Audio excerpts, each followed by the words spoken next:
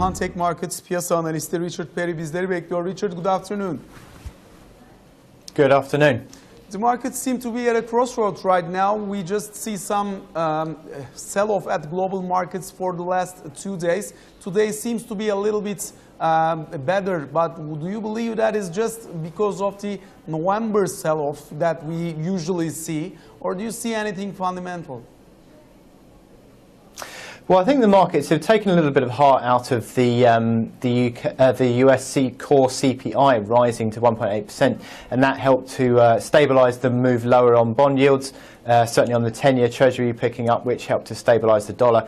And I think that's just taken a little bit of the risk off element that had been creeping into the market. That has sort of been reduced a little bit. But I think that what we are seeing is a continued concern about this flattening yield curve in the US. The 2s10 spread continues to fall. That has continued today, about 64 basis points now on the 2s10 spread, and that is, I think, a concern that has been driven by a number of factors really, but also the fact that tax reform in the US is still highly questionable at this stage. So I think the markets are still pretty concerned about this, and that could continue to sort of move the market away from the riskier side into a more sort of safe haven type of trading appetite.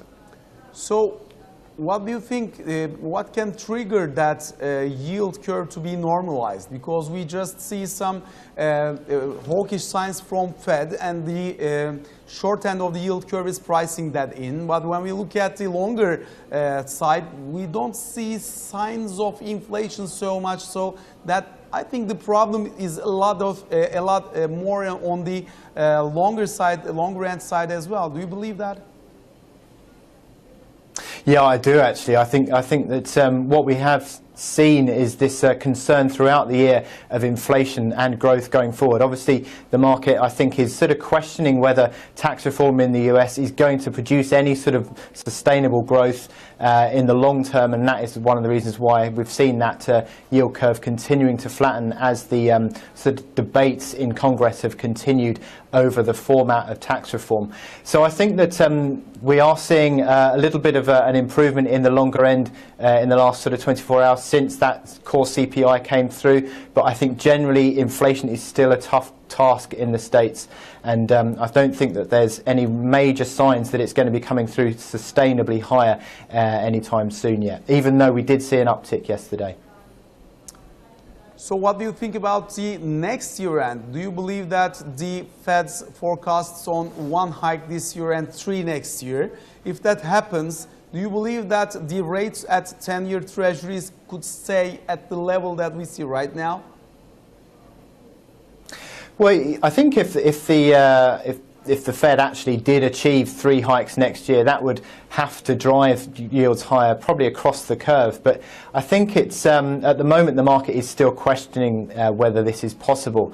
You've got decent growth in the States, and that might still continue to allow the Fed to normalise monetary policy. And obviously, we don't yet know how the Fed is going to react to a new Fed chair. Obviously, Jerome Powell coming in next year. So it'll be interesting to see if the Fed can achieve it, but the market at the moment is still questioning 3 hikes next year. And yeah, I'm not entirely sure that it's going to be able to sort of come forward with 3. But certainly at the moment, there is a prospect that if it does achieve 3 hikes next year, it should sort of help to pull the longer end higher. But yeah, at the moment, the market is certainly questioning that.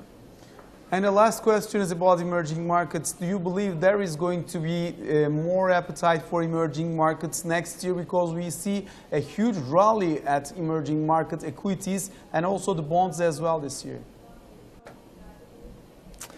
Well, emerging markets is not really my sort of area of expertise, but I think what you tend to see is the yield spreads being key for emerging markets. Certainly on the currency side, that is the case. And if you look at the Turkish lira, for example, the yield differentials pushing out, continuing to rise on the spread over 10-year treasuries, that is a big factor that's driving the weakness in the Turkish lira. So I think that is a factor that we need to continue to look out for. But in terms of the coming 12 months, I think it will still be generated by the outlook for US Treasury yields.